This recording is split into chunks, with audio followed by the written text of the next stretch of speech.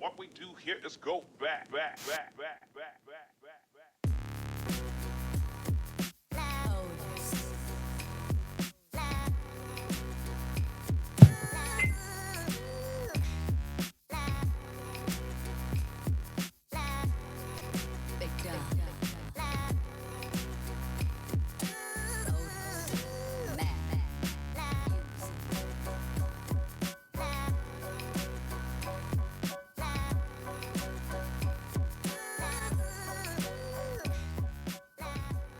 What's going on, everybody? Welcome to Nailed It with Caleb Nail. I am your host. Yes, Caleb Nail. You guessed it. This is a show where we bring glory to the Lord and we talk Central Valley stuff, sports, news, what's been going on, and we battle allergies. We have been battling allergies on this show for the past, what has it been, a month now? 2 months? That's all we do. Fight allergies, it seems, in the morning here. But we have been blessed with just beautiful morning weather. It's awesome. I've had to wear a jacket every time out here. No t-shirts on these morning shows, morning recordings. And I'm not complaining. It's perfect. Today, today we're going to be wrestling through something that I talked about last time. I'm still wrestling with this, and I want to continue talking about it. And I have just the best wife, and she's so wise. And we talked about, she brought this up last night. She wanted to talk about what we talked about on Monday. By the way, if you want to keep up with the show, follow us on Spotify. Nailed It, NALED, new word, IT. And we're on YouTube, Nailed It with Caleb Nail. You got to type out the whole thing. Otherwise, you're going to get, I don't know what you're going to get, but you'll find it easiest by searching Nailed It with Caleb Nail. You can also follow me on X, Caleb_Nail. I post everything there as well. Video and everything. But my wife, she brought the conversation up of competition. We're talking about competition and what that looks like. And because last time I talked about, I made it clear I wasn't really a fan. I used the phrase community over competition. But we were talking, and it led to something more than that phrase, community over competition. And it really, that phrase doesn't, it sort of makes sense in a worldly sense, but it's way more than that. And so we have been reading through Matthew. I'm going to read 2 verses, though, not out of Matthew. 2 verses that the world takes out of context and uses for competition. Okay, the first one being out of Colossians chapter 3. And I'm going to read. I have to read before.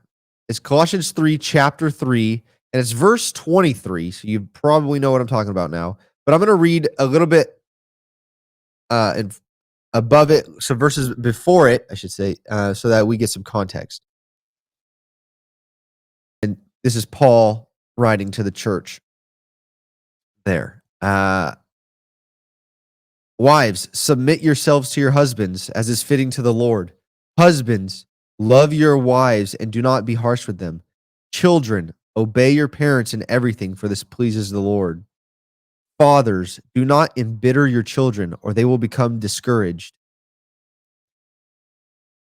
Slaves, obey your earthly masters in everything, and do it not only when their eye is on you and to curry their favor, but with sincerity of heart and reverence for the Lord. Whatever you do, work at it with all your heart as working for the Lord, not for human masters, since you know that you will receive an inheritance from the Lord as a reward. It is the Lord Christ you are serving. Anyone who does wrong will be repaid for their wrongs, and there is no favoritism. The verse that's commonly taken out of context is whatever you do, work at it with all your heart as working for the Lord, not for human masters. And they even break it down to whatever you do, work at it with all your heart. And then they stop there. We forget about as working for the Lord, not for human masters. And it is the Lord Christ you are serving. Okay, that's Colossians 3, verse 23. Now we're going to go to Philippians chapter 4. Once again, this is Paul writing to Church of Philippi. He's writing to the Church of Colossae, the first one. But Philippians chapter 4 says this. But I rejoiced in the Lord greatly that now at last you have revived your concern for me. Indeed, you were concerned before, but you lacked opportunity. Not that I speak from want, for I have learned to be content in whatever circumstances I am. I know how to get along with humble means, and I also know how to live in prosperity. In any and every circumstance, I have learned the secret of being filled and going hungry, both of having abundance and suffering need. I can do all things through him who strengthens me. Nevertheless, you have done well to share with me in my affliction. So the verse taken out of context there is Philippians 4:13. I can do all things through him who strengthens me.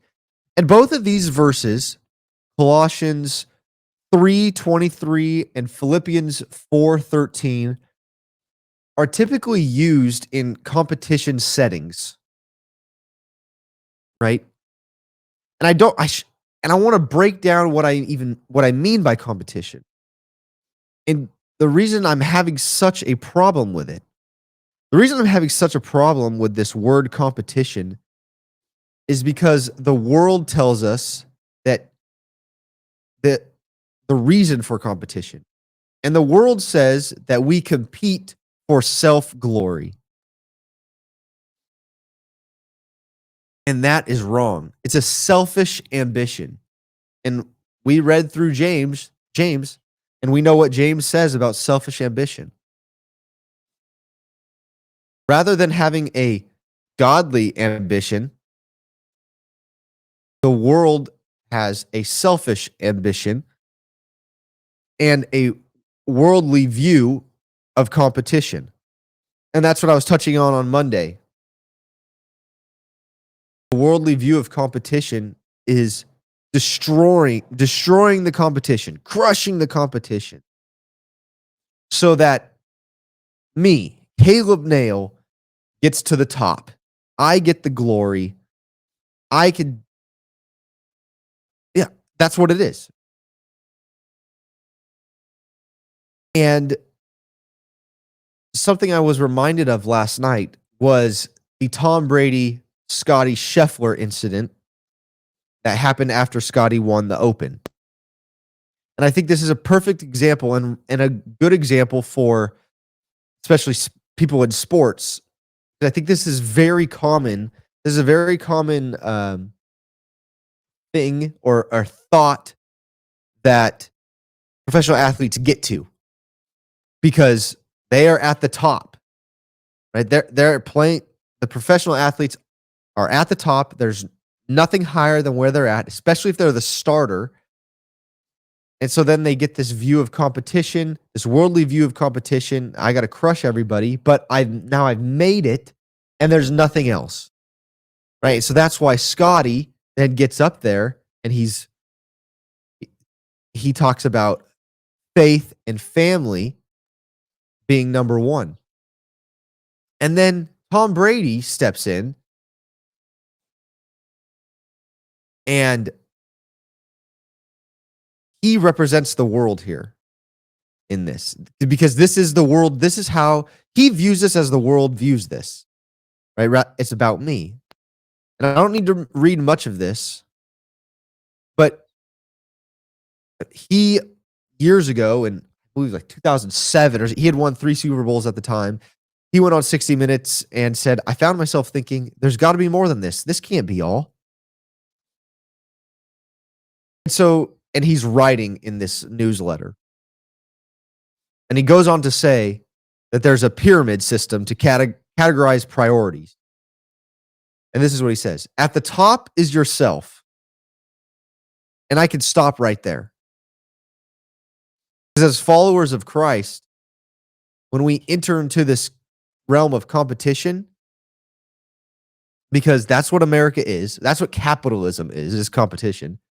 And so it's forced on us every day. But when we structure we prioritize things, and we have this pyramid system to, as Tom Brady puts it, pyramid system to categorize our priorities, it is not ourself at the top. And he also says that at any given moment, one of these priorities is taking precedence over the others, right? They're always changing. Well, that's not true either.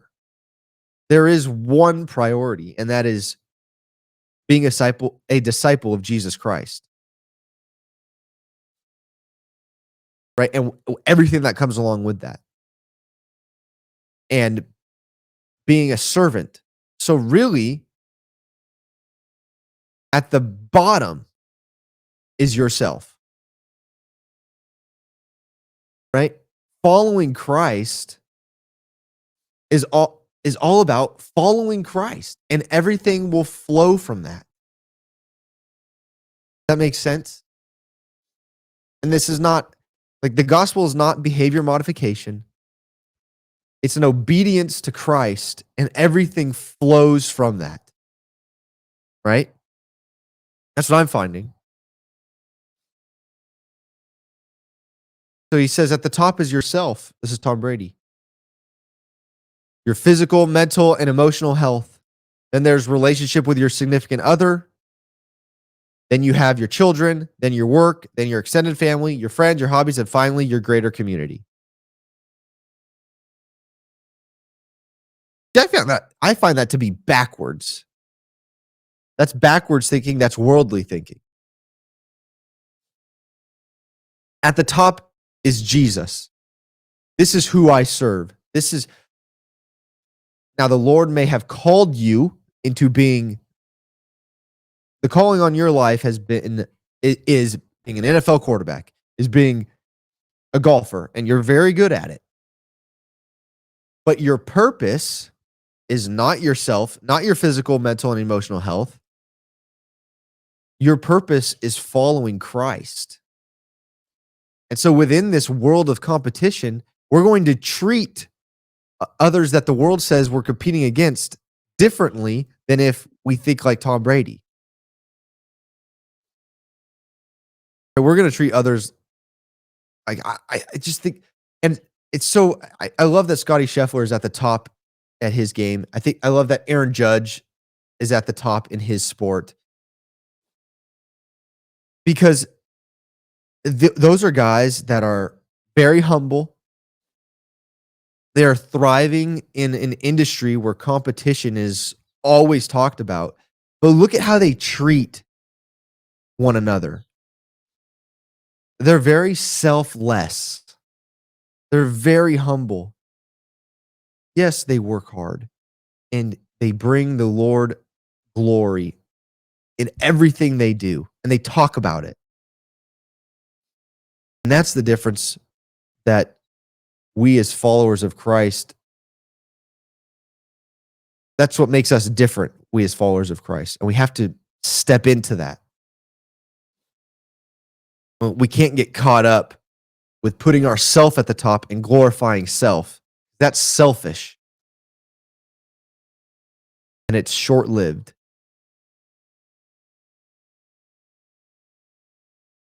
I've been wrestling through that, and I realized the reason I'm wrestling through that is, one, because of the industry I'm in, selling commercial insurance. But two, and the other industry I enjoy is the sports industry, and it is all competition. But what are we competing for? Are we competing for souls? Are we competing against the spiritual, the evil spiritual side of things? Or are we competing against each other and putting each other down? And we're not called to do that. We're called to build each other up, love one another. Love mercy, Jesus. Anyways, and I wanted to bring those Bible verses into the story because they're commonly taken out of context.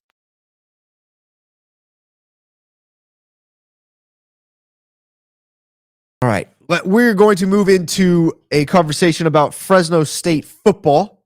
They have named their quarterback, their starting quarterback, and I want to talk about if they're being overlooked. But I'm going to take a sip of my coffee first, and then we'll get there. Oh, man, that is good stuff. I don't have a Keurig, so I got old school pot, and it takes a while to get going.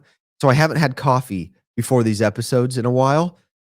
It just makes a huge difference. It's so nice. Be outside sipping coffee. Oh, by the way, before I forget, my brother saw a wild boar east of Skaggs Bridge on the San Joaquin River near the town of Biola. There was a wild boar running around. I just want you guys to be aware of that, right? Because wild boars are very dangerous. They can be. If you spook them, they come after you, or you have little kids running around. And we've seen what has happened in Texas, and when they populate, they can overrun a place, and they will tear up the crops. My brother saw it in a vineyard row, actually, and he scared it off. It ran away, and it was started running down to the San Joaquin River. And he said it looked like some four-wheeler or ATV was zooming down the row because there was just a fog of dust in the air. I did call the county, and I called my buddy to let them know that we saw this, because the last thing we want is for this thing to start having babies. We don't know if it's a male or female, but we don't need a whole bunch of these running around. So if you're anywhere near the town of Biola or east of Skaggs Bridge, who knows where this thing is going? But I was talking to some people that have worked with animals and trap animals, and they said, well, FID shut off the water, right? So it's going to be looking for water, so it's probably going to stick around by the river, which made sense to me. So I just want everybody to know there's this wild boar running around, so be on the lookout. And if you want to go hunting, I don't know, find some private land by the river and keep your eyes and ears peeled for a wild boar down by the river. Okay. So was it yesterday or 2 days ago? Things blending together nowadays. E.J. Warner was named the starting quarterback at Fresno State. E.J. Warner is Kurt Warner's son. I'm sure he's getting tired of hearing that. I'm sure he just wants to be known as E.J. to make a name for himself. And of course, it got me excited for Fresno State football. I'm not going to cover Fresno State football like I did on Beware of Bulldogs, but when there's news out there, and we'll give score updates and things like that, we will talk about it. One of the things that has come to mind is this conversation of a question being proposed, and that has led to many conversations, is the question, is Fresno State being overlooked? And the reason that question has come up is for many reasons, but primarily the conversation is focused around E.J. Warner. So currently, E.J. Warner leads the country in passing yards. He has the most passing yards in the country right now. He also has a lot of interceptions, but he has the most passing yards. And then there's this conversation of, well, he did that first at Temple and then next at Rice. Those football teams were not very good. So is this football team the best football team that E.J. Warner has been on in college? I would argue yes. This is the best football team that E.J. Warner has been on. Okay. The surrounding players, the skill around him is better than it has been. Okay. Right? Because Bryson Donaldson, I would say we have a very talented wide receiver room. Josiah Freeman in particular. Some very good tight ends. An experienced offensive line. We can talk about offensive line and how we've been inconsistent over the past couple years. And I'd argue that the defense is going to be legit this year, but I got to be careful what I say. We got to see them play first. And Kansas could all go downhill after that because they have a very good quarterback there. But the other part of this conversation is this may be the best coaching staff that E.J. Warner has played with as well. Matt Entz he's a special head coach. He has 2 national championships at the FCS level with North Dakota State. We have a very talented offensive coordinator. We have lots of wisdom at the position group for the coaches that are coaching position groups. And not only that, but Tedford's at practice. Don't forget that. Tedford is at practice. All these guys, and I'm sure, I wouldn't be surprised if the Carr brothers show up every once in a while.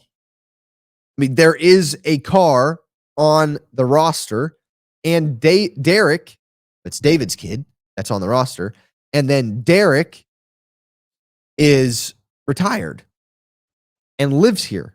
I would not be surprised if those guys show up at practice every once in a while and are talking with EJ and Conklin, who is the backup. There's a lot of good things, good people, smart people surrounding this program that are going to put EJ in a position that he's never been in before.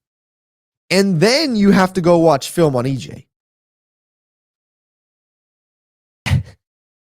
This is fun. Kurt Warner, his father, did a video on EJ. Okay. So, of course, Kurt is going to talk well about his son. He could also be highly critical of his son, as I would be, as my father would be, and I'm sure as your father would be. He pulls up plays from Temple and Rice showing EJ reading defenses, going through progressions. And I could leave it at that, but I will add going through progressions very quickly. These are things we did not get with Mikey Keene. And I think a lot of people that understand football will see the difference and are going to be, I don't want to say amazed because there's an expectation from EJ that he does these things because of his last name and because of guys like me talking about it. But I think it's going to be a nice change of scenery and a breath of fresh air with the skill that we're going to see at the quarterback position. So, with that being said, the coaching staff is going to put him in a good position. We've been told we're going to run the ball a lot because we have a freak at running back in Bryson Donaldson from Visalia. He's a stud. So that's going to open up play action. I don't want to say Bryson Donaldson is on the same level as Ashton Janty right now. Bryson Donaldson's a sophomore. We're going to get one more year of Bryson Donaldson if he sticks around, if we could keep him. So who knows what he's going to be in the future, but he is very good. What I'm saying is Bryson Donaldson is very good. He's going to be our primary threat. And so I would not be surprised if our offense looked very similar to something like Boise State's last year. Run first, run heavy offense around Bryson Donaldson and one of the fastest guys in college football. He's the transfer from Arizona. Is it Rayshawn Luke? Speedy Luke? He's smaller guy at running back, blazing fast. Okay, so there's a 1-2 punch there. Then, like I said, you have big-bodied wide receivers at Fresno State with Josiah Freeman and a couple other guys. And so that's going to open up play action. And I think E.J. Warner is better than, or can be better than, especially with his mind. I think E.J. Warner can be better than Maddox Madsen, the quarterback at Boise. So if that's the case, if the guy under center is the smartest quarterback in the Mountain West and the style of offense that we run, I think there is a very high potential from this offense. And so I would say, to answer the question, yes, Fresno State is being overlooked. Especially if we look at the Mountain West poll. And I haven't even mentioned defense. Our D-line is scary. We have a very good cornerback. What's going to happen on the other side? We will see. But if our D-line causes problems, that's a good thing. And there's 3 players I can name off the top of my head right now that are going to cause quarterback lots of problems. We can get into defense later. I'm thinking about doing a preview, Fresno State preview, like schedule breakdown with a couple Fresno State podcasts over on X Spaces. So you're going to want to make sure to follow me on X, Caleb_Nail. We look at the Mountain West preseason polls, and we're in the middle. We're in the middle of the pack, right? They have Boise number 1, and I think rightfully so. They have a lot of good pieces returning. Okay, can't argue that. We have a lot of people picking San Jose State to be the other team to compete against Boise.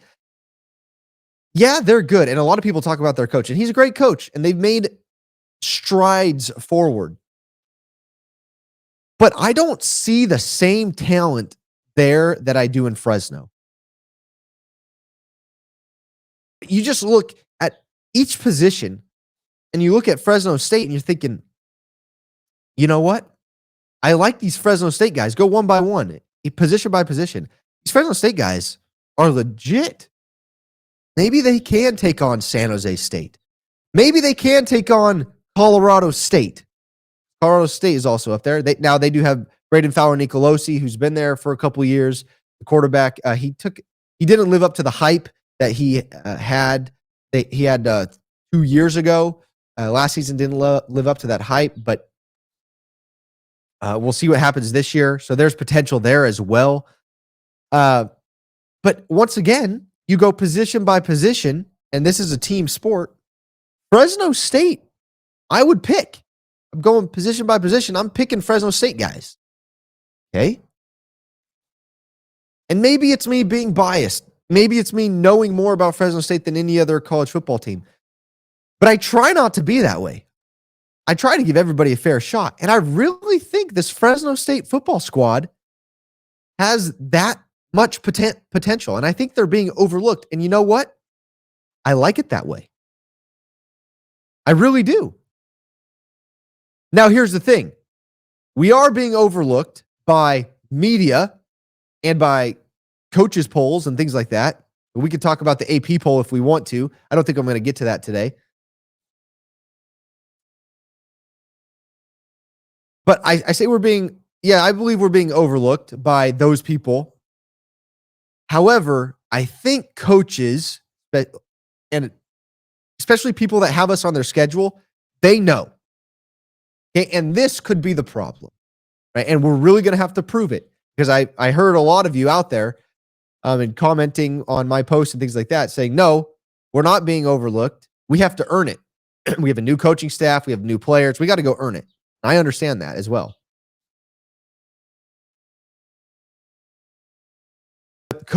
Other teams, other coaching staffs, other players, they know what's at Fresno. Right? They know we have a really tough D line. We know we have a good corner in Ozilian Hamilton. We know the offense. We know what the offense looks like in the name. Well, they may not know what the offense looks like because new coaching staff. But we know what we're going to get with Bryson Donaldson. We know EJ is smart and he can make quick decisions and he can also make the throw. So we're not going to overlook them. We're not. And I would say that Fresno State football is not going to sneak up on anybody. They will be prepared. But is Fresno State going to be better prepared? And then are our players match up one-on-one? Are we better?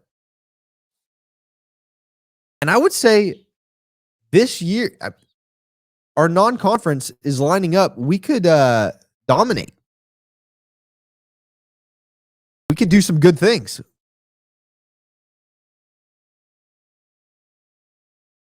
This could be a very fun year. This could be a 500 year. I hope not. Is that acceptable with a new coach, another transfer quarterback, a lot of experience back? Is that acceptable? Either way, currently, in the state of college football and the media and coverage, I believe Fresno State football is being overlooked. If you go look on YouTube, go look at EJ Warner and his stuff, I think you'll be impressed. I really do.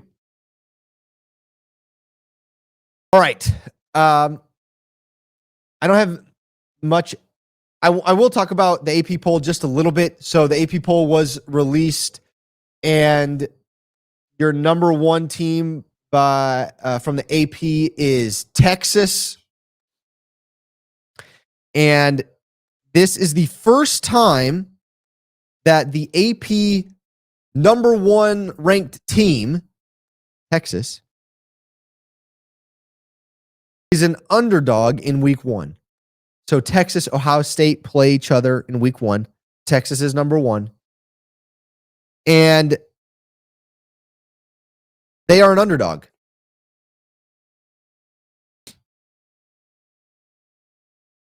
Now, Texas has a lot returning. I don't want to talk about Texas too much, but Texas has a lot returning, but they also have a lot to prove. You know, everyone's talking about Arch Manning and all this stuff. I think we need to see a little bit more from Arch Manning, especially when he's playing against SEC competition, a season worth of SEC competition. But Ohio State has similar questions. I think it's going to be very interesting. That game is going to be a lot of fun. I just think it's fascinating that the AP. Well, let me put it this way. I think it's fascinating that what I think is fascinating is the hype around Texas right now.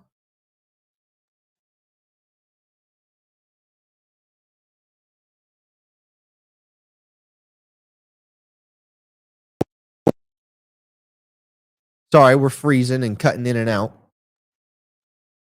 I think the warranted hype is around Penn State.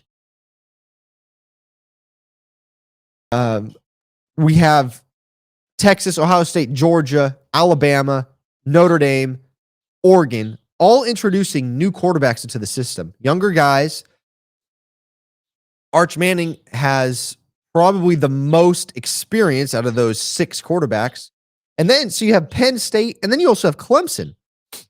And in my opinion, Penn State and Clemson, if we're doing a preseason poll by the media that gives teams head starts, I would much rather give the head start to Penn State and Clemson rather than Texas and Ohio State and Georgia and Bama and Notre Dame and Oregon, those 6 teams. Because I think I have more confidence in Penn State and Clemson. And now, the upside, the potential may not be there with those teams as, say, in Oregon or Texas or Ohio State. But I like the pieces and the experience at Penn State and Clemson. Same with LSU. So there's my thoughts on the AP poll. Some other headlines. Oh, I said I would tie a knot on the Shakira thing, tie a bow over the Shakira concert and say we move on. We're not. I got to bring this up. There is some data out there saying that over $2 million was spent by out-of-area visitors at the Shakira concert. So this is not in the surrounding community of Fresno. Okay, but they spent over $2 million at the Shakira concert. Right? So we've talked about this on the show plenty of times before. You know, I don't want Valley money going elsewhere. I want Valley money staying here, and I want to be taking San Francisco and LA money. Well, this is a way to do that. Bring in Shakira, bring in people from Vegas, LA, Bay Area, and have them spend their money here. So they spent over $2 million at the Shakira concert. That's pretty good. I think that's huge. Some other news. They gave the I got to find it. Give me 1 second. The most bet over-unders on college football. The most bet over right now. This is on win totals. Excuse me. Just on win totals. The over on Colorado, 5.5 wins. That's the number one. The number two was the over on LSU, 8.5 wins. And the over on Ohio State, 10.5 wins. That's okay. I agree with the over, but the funny thing is the under is also Colorado at 5.5 wins. Then the next under was Michigan at 8.5 wins and North Carolina at 7.5 wins. I would need to go look at those schedules. But I am liking just looking at this right now. I'm liking the over on Colorado, 5.5. And I am liking the under on Michigan and North Carolina, 8.5 and 7.5. I do like those. So those make sense to me.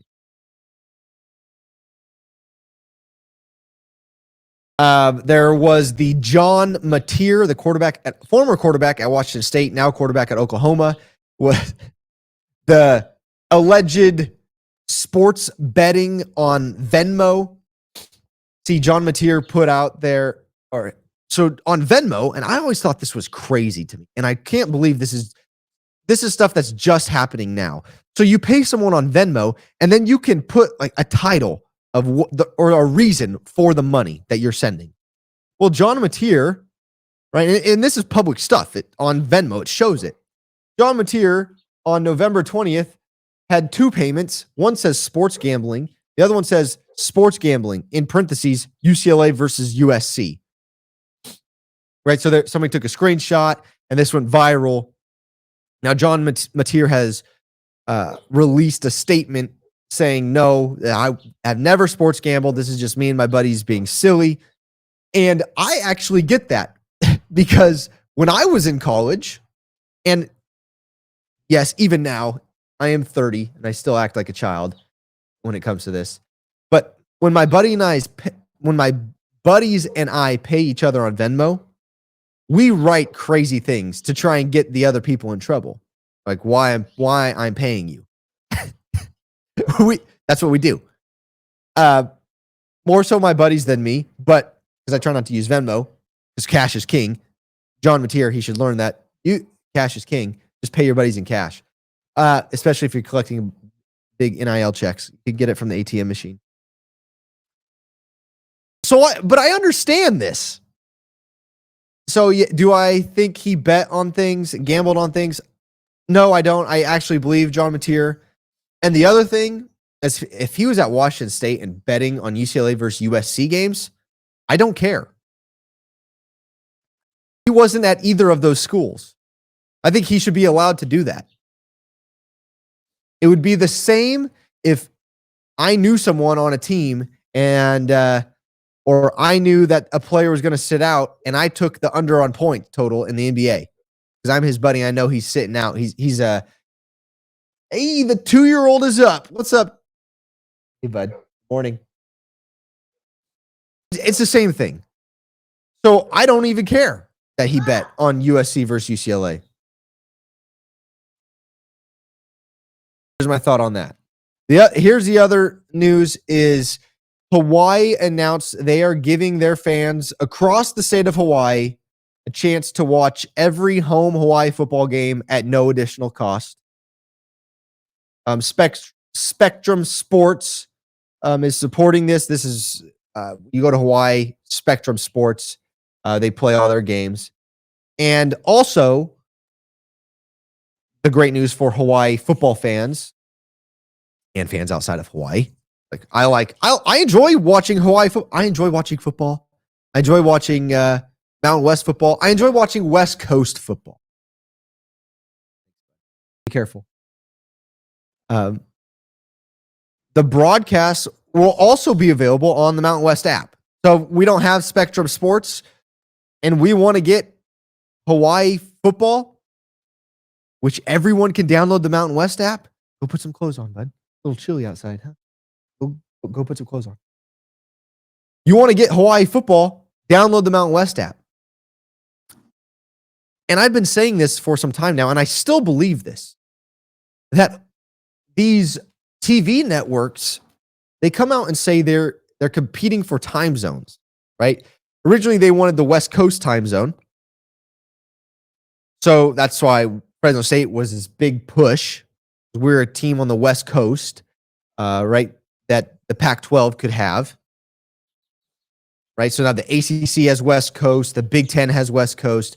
The Big 12 has West Coast time. So everybody wants West Coast. Well, who's got Hawaii time? Only Hawaii. Right, and you could get Hawaii time 6 times a year. Now, are people on the East Coast going to be tuning into Hawaii games? No.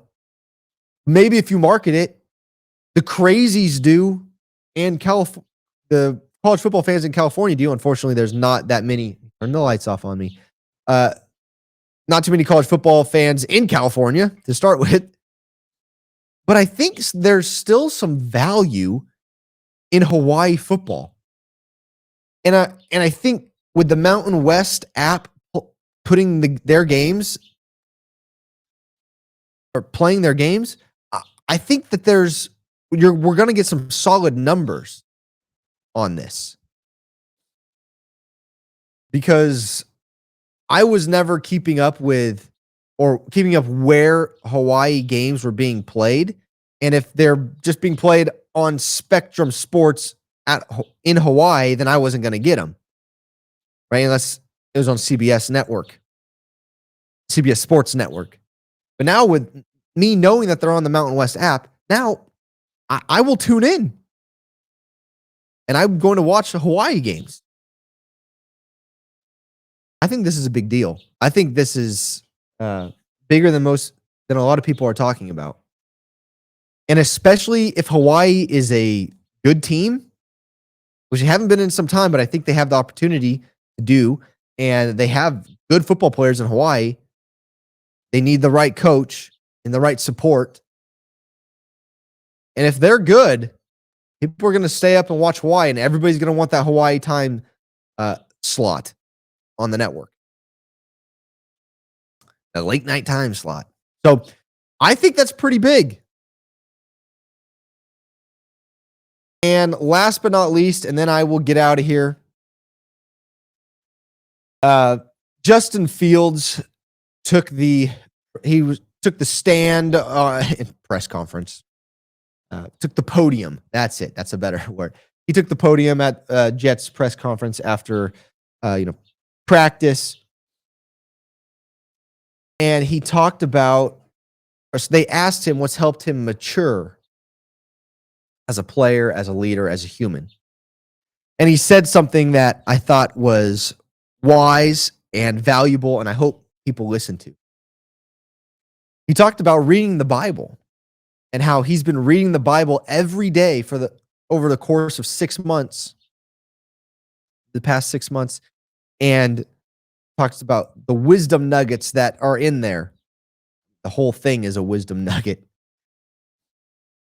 The encouragement that we get from reading the Bible.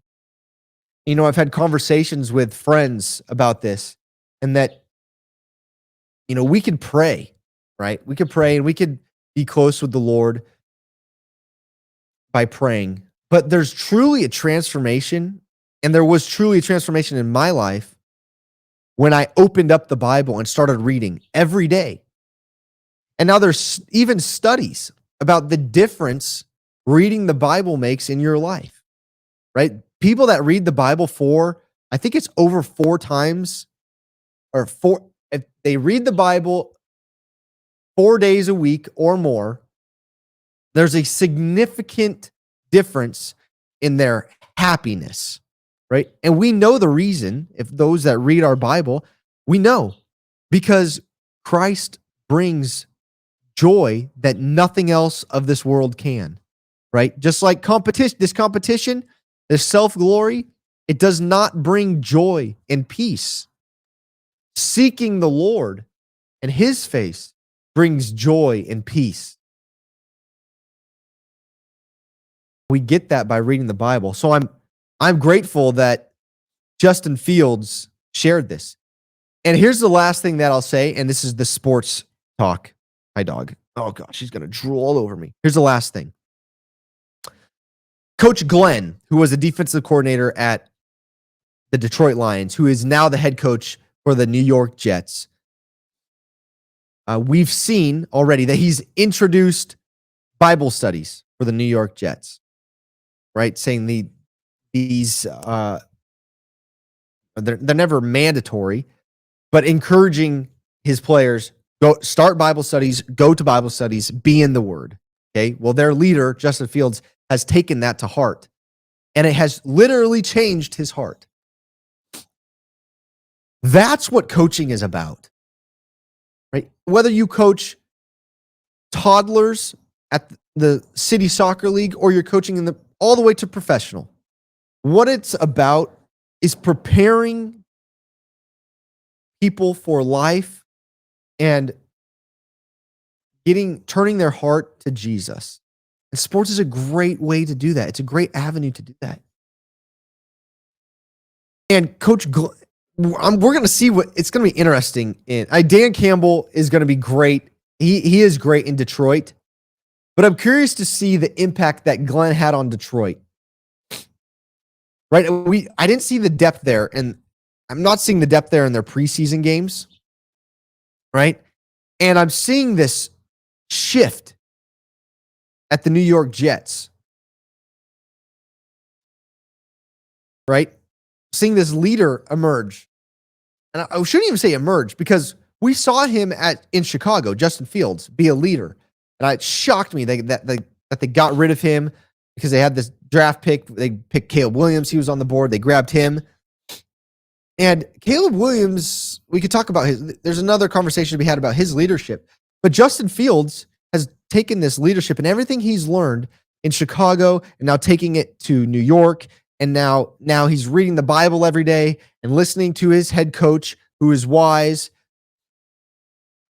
I'm liking what I'm seeing there. And this is something we haven't seen in the Jets locker room in a long time at this level. I'm excited for Justin Fields and that coaching staff and that locker room. And I'm excited for the salvation of players in New York. I keep going. That's going to do it for me. I hope you have a wonderful hump day. Now that I'm in insurance, I get that now. Walking around the office yelling hump day. Pray that you are encouraged by this. And I'm praying for all you listeners. I know some of you. I don't know all of you. And please pray for me that I can communicate things well, and that the Holy Spirit speaks through me, and that I give all the glory to Him, and I take none of it for my own. I want to be selfless. I want the Lord to get all the praise. So continue to pray for me, and I'm praying for you guys, and I appreciate all your support.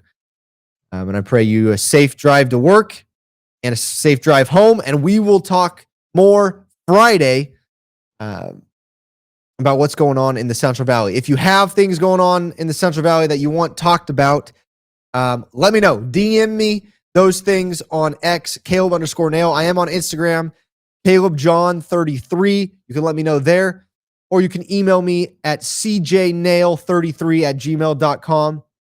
Would love to talk. And if you have a business that needs insurance, I'd be happy to help. Try to